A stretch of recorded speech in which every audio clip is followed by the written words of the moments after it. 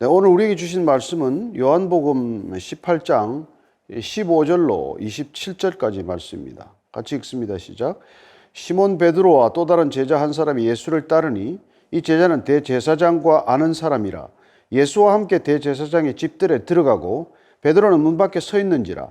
대제사장을 아는 그 다른 제자가 나가서 문 지키는 여자에게 말하여 베드로를 데리고 들어오니 문 지키는 여종이 베드로에게 말하되 너도 이 사람의 제자 중 하나가 아니냐 하니 그가 말하되 나는 아니라 하고 그때가 추운 고로 종과 아랫사람들이 불을 피우고 서서 쬐니 베드로도 함께 서서 쬐더라. 대제사장이 예수에게 그의 제자들과 그의 교훈에 대하여 물으니 예수께서 대답하시되 내가 드러내놓고 세상에 말하였노라. 모든 유대인들이 모이는 회당과 성전에서 항상 가르쳤고 은밀하게는 아무것도 말하지 아니하였거늘 어찌하여 내게 묻느냐. 내가 무슨 말을 하였는지 들은 자들에게 물어보라. 그들이 내가 하던 말을 아느니라.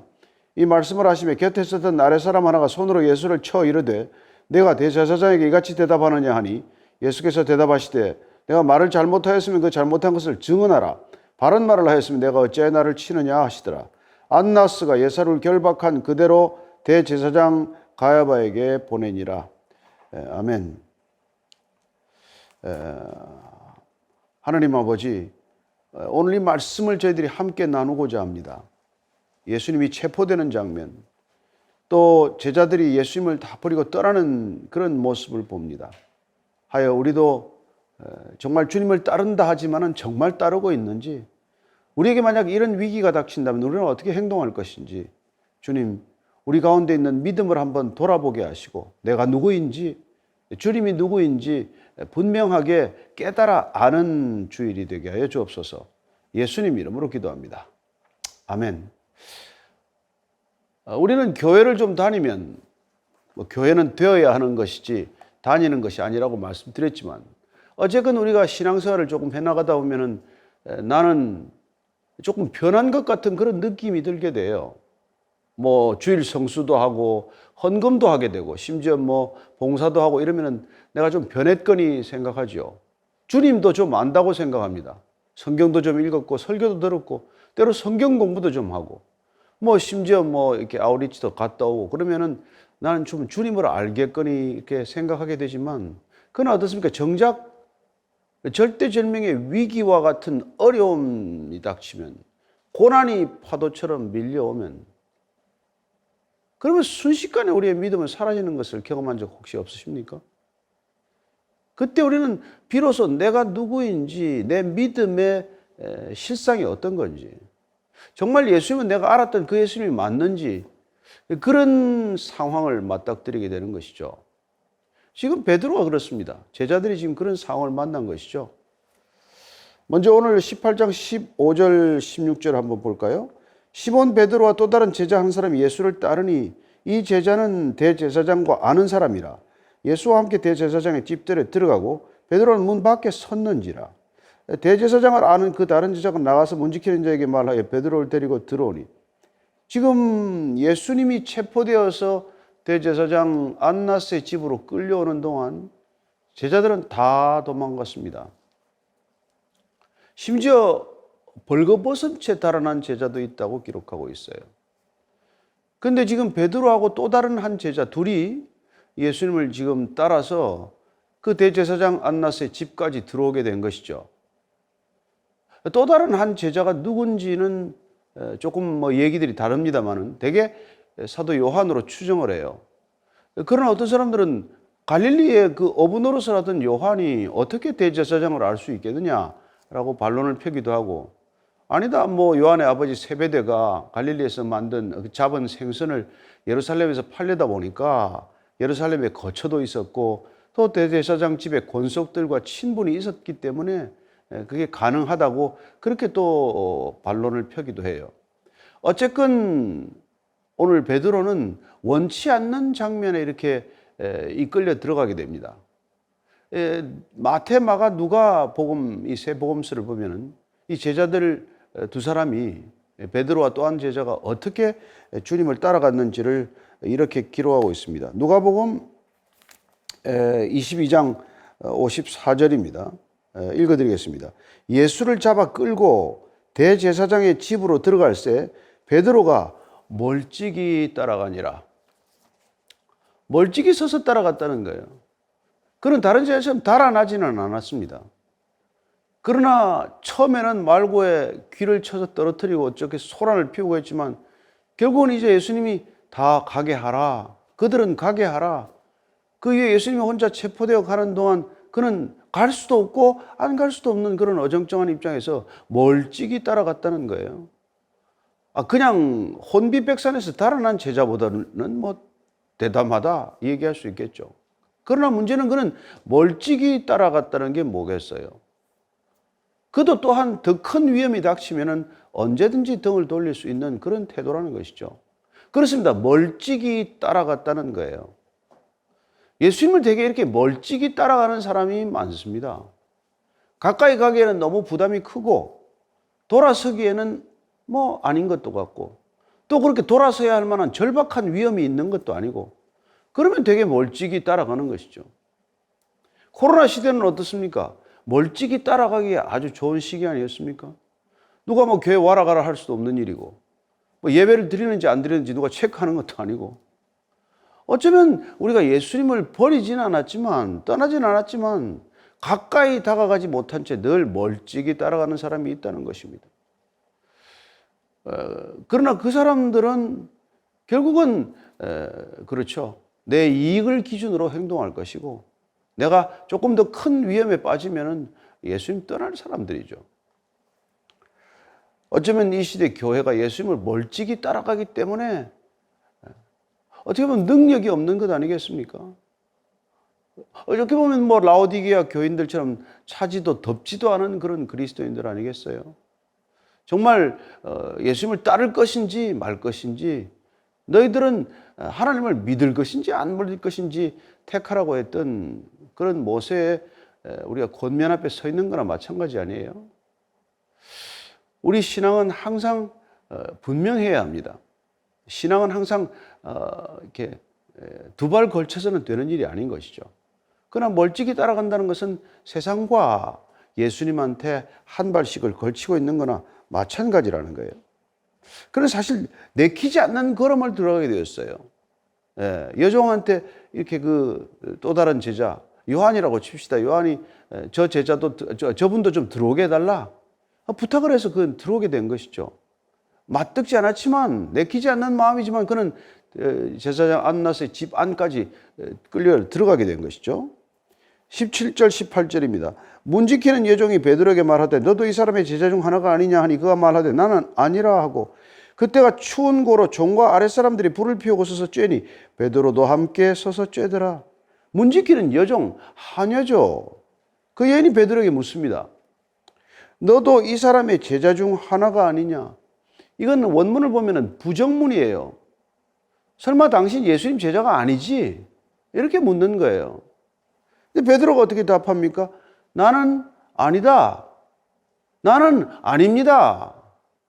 나는 제자가 아닙니다. 나는 예수님의 제자가 아닙니다. 베드로가 이런 대답을 하고 말았어요. 한 번도 자기 입에서 이런 말이 나올 거라고 생각하지 않았겠죠. 아니 조금 전만 하더라도 예수님께서 그 전에 뭐 이렇게 십자가에 끌려간다고 그럴 때 뭐 어딜 가더라도 제가 죽는 데까지라도 따라가겠습니다. 그러지 않았어요? 다른 제자들도 뭐 이구동성으로 그렇게 말하지 않았습니까? 그때 예수님은 그냥 지나치지 않으셨습니다. 내가 닭이 2번 울기 전에 3번 나를 부인하리라. 일부러 말씀해 주셨습니다. 그런 상황이 내 앞에 놓여 있기 때문에 기도하라고 말씀하신 것이죠. 기도했습니까? 기도 못했죠. 베드로나 제자들이 기도하지 못했던 상황을 이해할 만합니다. 그들의 일과라든지 당시 상황을 보면 기도하기가 버거운 환경이었던 건 사실이에요. 또한 뭐 예수님께서 겟세마네 동산에서 기도한 걸 우리가 한번 다른 본문을 통해서 보면은 땀이 피가 되도록 그분은 절박하게 기도하셨지만은 베드로, 야고보 한 세 사람에게는 제발 좀 기도해달라고 3번씩 부탁하고 깨우고 해도 안 깨고 잠들지 않습니까? 그것도 이해할 수 있어요. 뭐 그렇게 힘든 상황이었고 또한 뭐 새벽 3시나 가까우면 뭐 그 시간이 가장 졸릴 시간인데 뭐 그것도 이해할 수 있어요. 그러나 설마 예수님의 제자가 아닙니다. 이렇게 공개적으로 입 밖으로 내기까지는 이건 상황이 다르지 않습니까? 왜 그랬을까요? 왜?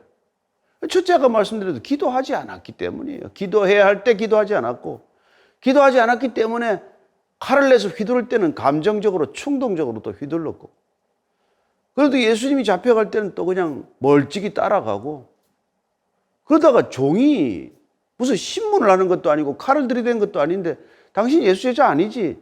예, 아닙니다. 그렇게 대답한 것이죠. 여러분, 이 대답은 말이죠, 진실한 대답입니다. 진실한 대답입니다. 25절부터 27절까지를 한 번 더 앞서서 보겠습니다. 거기 또 부인하니까요. 우리 3번 부인하지 않습니까?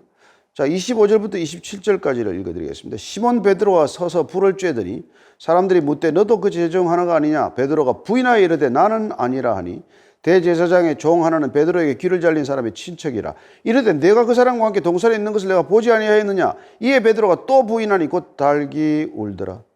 달기 울더라. 자, 지금 6월절이니까 4월, 5월경입니다. 춥죠. 밤에는 아주 춥습니다. 불을 쬐은 것이죠. 숯불 쬐었습니다.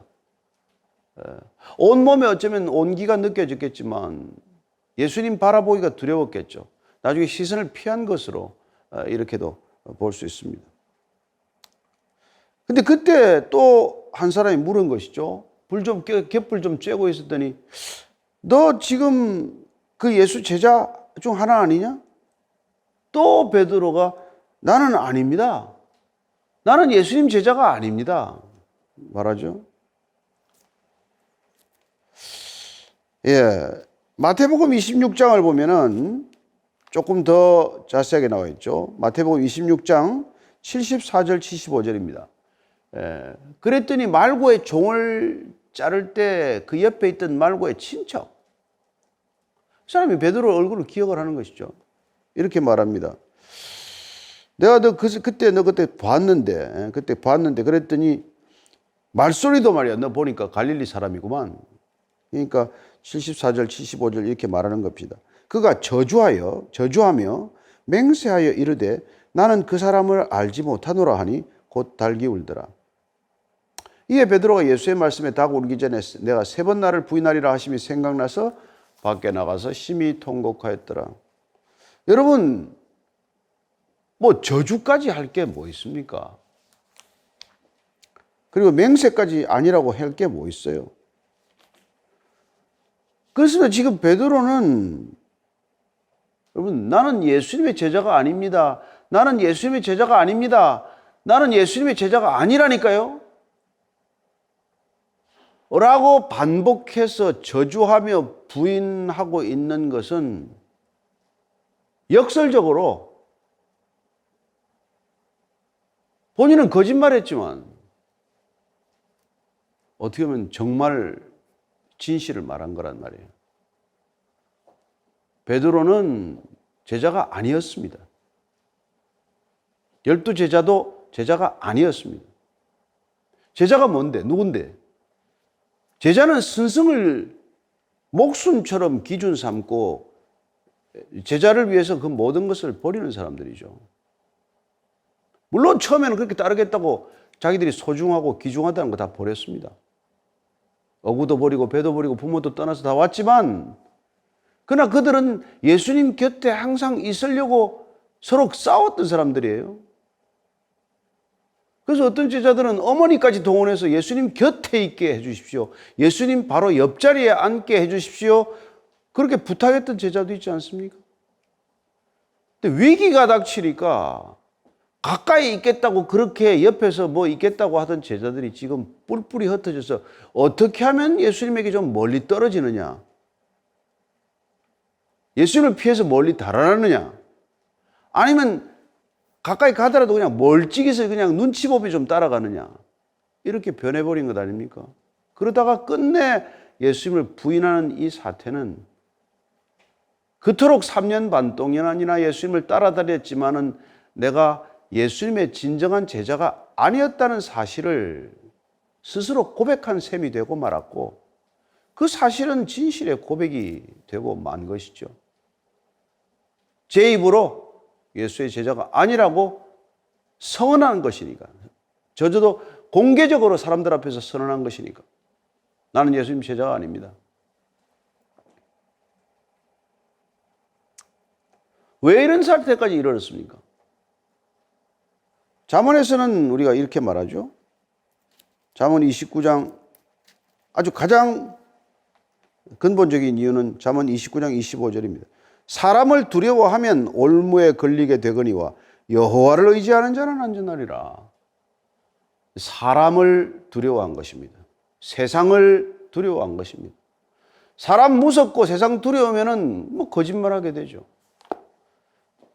그리고 그 거짓말을 한다고 한 것이 사실은 진실이 되고 말았습니다. 나는 예수님의 제자가 아닙니다라고 말함으로써 3년 반 동안 따라다녔던 베드로의 수제자 연척했던 것은 사실은 가짜 정체성이죠. 그 자기 정체성이 산산조각이 난 것입니다. 베드로의 실체가 다 드러난 것이죠. 제자들의 정체성 다 드러난 것입니다. 발가벗겨진 것이죠. 그럼 예수님 몰랐습니까? 예수님 다 아셨죠. 그래서 보혜사 성령 얘기를 반복적으로 수차해 주신 것이죠. 너희들 힘으로는 절대 나를 못 따라온다. 너희들의 의지만으로는 절대 제자가 안 된다. 그래서 나는 가고 보혜사가 올 것이다. 그래서 저와 여러분들이 낙심하지 않고 가는 겁니다. 베드로만 예수와 제자가 아닙니다. 이렇게 얘기하고 있습니까? 여러분이나 저는 어떻습니까? 우리는 공개적으로 누가 우리에게 묻지 않아요. 당신 예수님의 제자요? 그렇게 묻는 사람은 없습니다. 또 우리가 입을 열어서 난 예수님의 제자 아닙니다. 이렇게 말할 일도 없어요. 그러나 오늘 이 시대 그리스도인들이, 이 시대 교회가 얼마나 많은 경우 우리는 예수님의 제자가 아닙니다. 우리는 정말 그리스도인이 아닙니다. 우리는 정말 교회가 아닙니다. 그렇게 말하고 있는 실제 일상의 삶이 얼마나 잦습니까? 하루에 몇 번이나 그렇게 하십니까? 저도 실제 그럴 때가 있으니까요. 큰 위기가 있는 것도 아닌데, 뭐 대단한 손실이 있는 것도 아닌데, 요만큼만 손해가 와도 나는 그리스도인이 아닙니다. 그렇게 행동하고 있지 않습니까? 언제 베드로가 진짜 제자가 됩니까? 베드로가 진짜 제자 되는 때가 언제예요? 성령 받고 나서죠. 오순절 때죠. 사도행전 2장 14절입니다. 베드로가 11 사도와 함께 서서 소리를 높여 이르되 유대인들과 예루살렘에 사는 모든 사람들아 이 일을 너희로 알게 할 것이니 내 말에 귀를 기울이라. 어떻게 이런 얘기를 하게 됐어요? 네? 얘기를 하지 말라고 사내들인 공에서 겁을 주고 윽박지르고 하는데도 그들은 붙들려 가서도 얘기한다고 큰소리칩니다. 사도행전 4장 18절에서 20절이에요. 그들을 불러 경고하며 도무지 예수의 이름으로 말하지도 말고 가르치지도 말라 하니 베드로와 요한이 대답하여 이르되 하나님 앞에서 너희의 말을 듣는 것이 하나님의 말씀을 듣는 것보다 옳은가 판단하라. 우리는 보고 들은 것을 말하지 아니할 수 없다. 멀찍이 따라가면서 결국은 한여하고 그런 사람들에게 나는 예수님의 제자가 아닙니다라고 말했던 베드로하고 우리는 보고 들은 것을 말하지 않을 수 없다고 말하는 베드로하고 같은 베드로입니까? 다른 베드로입니까? 같은 베드로이지만 다른 베드로죠. 진실로 거듭난 베드로죠. 새 사람이 된 베드로죠. 과거의 베드로하고는 전혀 딴판이죠. 그는 정말 거듭났고 그는 정말 제자가 된 베드로가 된 것이죠. 그래서 베드로는 우리에게 소망이 되는 거죠. 베드로도 그럴지인데 저와 여러분도 그럴 수 있다는 것입니다. 따라서 베드로, 성령 받기 전에 베드로는 예수님을 따라다니고 몸은 거기 있었지만 그러나 예수님과 아무 상관없는 사람이라고도 말할 수 있을 만큼 예수님과 멀리 떨어져 있었던 사람이에요. 늘 자기의 욕망과 욕심에 이끌려 살았던 그 옛 모습은 우리와 하나도 다를 게 없는 그런 모습이었다는 것입니다. 따라서 이 시대에 우리가 베드로처럼 공개적으로 어디 가서 예수님 제자가 아닙니다라고 말하는 일은 없겠지만 교회 안에서조차 제도와 교회라고 하는 시스템 안에서 들어있는 수많은 사람들이 우리는 그리스도인이 아닙니다. 우리는 교회가 아닙니다. 우리는 실제 예수님과는 상관없습니다. 이런 메시지를 세상을 향해서 종일 읊어대는 수가 있다는 겁니다. 그게 예수님이 슬퍼하는 이유겠죠. 그게 하나님이 탄식하고 정말 분노하는 이유겠죠. 하루 종일 우리가 하는 일들이 우리 예수하고 상관없습니다. 우린 예수님 제자가 아닙니다. 우린 교회가 아닙니다. 우린 그리스도인이 아니라니까요. 그런 얘기를 세상을 향해서 끊임없이 메시지를 내뱉고 있는 이 시대 그리스도인들은 대부분 다 교회 안에 있습니다. 여러분, 다른 종교를 가진 사람들이 그러지 않아요. 교회 건물 안에 있는 사람들, 교회 직분 가진 사람들, 예수님 잘 따라가겠다고 남들 앞에서 그렇게 이런저런 스펙을 갖추는 사람들, 그런 사람들이 어떻게 보면 그리스도인이 아니라고 고백하는 일들을 날마다 하고 있다는 것입니다. 그래서 이기적인 그리스도인은 그리스도인이 아닙니다. 그는 반 그리스도인입니다. 불쌍한 그리스도인, 그는 그리스도인이 아니에요. 반 그리스도인입니다. 음란한 그리스도인, 그는 그리스도인이 아닙니다. 반 그리스도인입니다.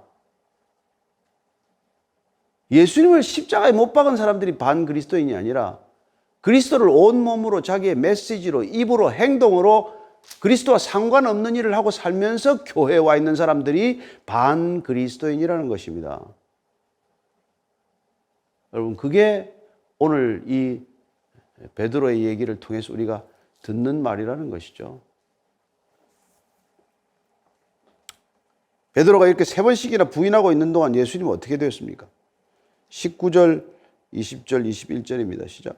대제사장이 예수께서 그의 제자들과 교훈에 대하여 물으니 예수께서 대답하시되 내가 드러내놓고 세상에 말하였노라. 모든 유대인들이 모이는 회당과 성전에서 항상 가르쳤고 은밀하게는 아무것도 말하지 아니하였거늘 어찌하여 내게 묻느냐? 내가 무슨 말을 하였는지 들은 자들에게 물어보라. 그들이 내가 하던 말을 아느니라.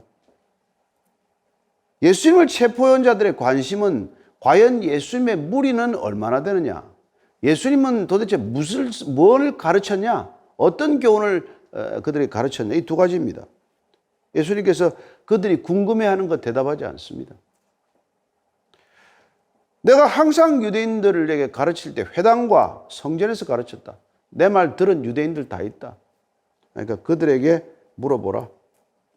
나는 은밀하게는 아무것도 가르치거나 너희들 몰래 나는 사람들에게 가르친 것 없다. 그 사람들이 다 내가 하던 말 알고 있고 들어서 안다는 거예요. 당신들 지금까지 조사할 만큼 했는데 뭔 새로운 게 뭐가 있다고 지금 나한테 그걸 물어보자는 것이죠. 22절 이하입니다. 이 말씀을 하시며 곁에 서던 아랫사람 하나가 손으로 예수를 쳐 이르되 내가 대제사장에게 이같이 대답하느냐 하니 예수께서 대답하시되 내가 말을 잘못하였으면 그 잘못한 것을 증언하라. 바른 말을 하였으면 내가 어찌하여 나를 치느냐 하시더라. 안나스가 예수를 결박한 그대로 제사장 가야바에게 보내니라. 그랬더니 예수님께서 이런 말씀을 하시니까 그 대제사장의 밑에 아랫사람 하나가 예수님 뺨으로 때렸겠죠. 너 대제사장이 어디다 대고 이렇게 함부로 말하느냐? 예수님이 거기에 대해서 분노했다기보다는 내가 말을 잘못했다면 뭘 잘못했는지 증언하라. 바른 말 했으면 내가 어떻게 이렇게 할 수 있냐? 오늘 사도 요한은 안나스가 직접 한 말을 하나도 기록하지 않습니다. 그리고 예수님에 대한 신문자들의 말을 바르게 기록하지 않았습니다. 이 재판은 처음부터 예수님은 아무것도 기대하지 않으셨습니다. 이 재판은 판결 결과를 정해놓고 사형으로 몰아가는 재판입니다. 그리고 증인조차 없습니다. 불법 재판의 그야말로 전형적인 그림입니다. 예수님은 그들의 불법성을, 사도 요한은 이 재판의 불법성을 드러내고 있을 뿐이죠. 예수님께서 나의 잘못된 것이 있다면 너희들 법에 따라서 증인을 세워놓고 신문해야 마땅하지 않느냐, 그런 뜻으로 말씀하고 계신 것이죠. 결국 안나스는 결박한 채로 가야바에게 보냅니다. 이 재판정에는 산헤드린 공회원이 대부분 있을 것으로 보이죠. 어쨌건 한밤에 불법적으로 재판 열 수 없는 시간에 그렇게 모여서 이런 일들을 저지른 것입니다. 그러나 오늘 우리가 이 본문을 읽으면서 우리는 그들의 불법성에 주목하기보다는 베드로가 세상을 향하여 나는 예수님의 제자가 아닙니다 라고 제 입으로 공개적으로 말한 부분, 그 부분이 바로 우리의 고백과도 일치하는 부분이라는데 문제의 심각성이 있고 우리의 깊은 관심이 있다는 것입니다. 혹시 저와 여러분이 일상을 살아가면서 공개적으로 우리가 입으로는 내가 예수님의 제자가 아닙니다라고 말하지 않지만 우리가 하고 있는 모든 삶의 행태, 행동 거지, 언행, 그 모든 것들이 나는 그리스도인 아닙니다. 나는 교회 아닙니다. 나는 그리스도와 상관없습니다. 이런 메시지를 수없이 전하는 것은 아닌지, 우리 교회는 혹시 그런 일로 세상을 시험에 들게 하지는 않는지, 그런 것들을 돌아보는 한 주간이 되기를 축복합니다. 기도하겠습니다.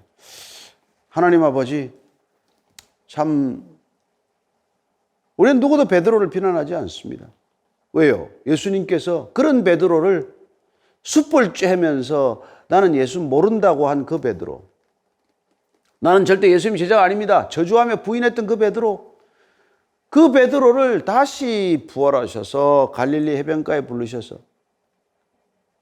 또다시 숯불을 피워놓고 3번씩 물어보시면서 베드로의 입술을 통해 제가 주님 사랑합니다라는 고백을 들어주신 예수님, 그 예수님이 우리의 변함없는 예수님이시기에 우리도 또한 베드로만큼 잘못된 길을 걸어갈 때가 있지만 주님 우리를 버리시지 않고 끝까지 우리를 주의 길로 인도하실 줄로 믿고 감사를 드립니다. 여기까지 온 것도 주님의 은혜요, 지금 서 있는 것도 하나님의 은혜요, 또한 앞으로도 이 길 완주할 것도 오직 주의 은혜임을 고백하오니 주님, 정말 우리 마음으로는 절대 주님 부인하고 싶지 않습니다.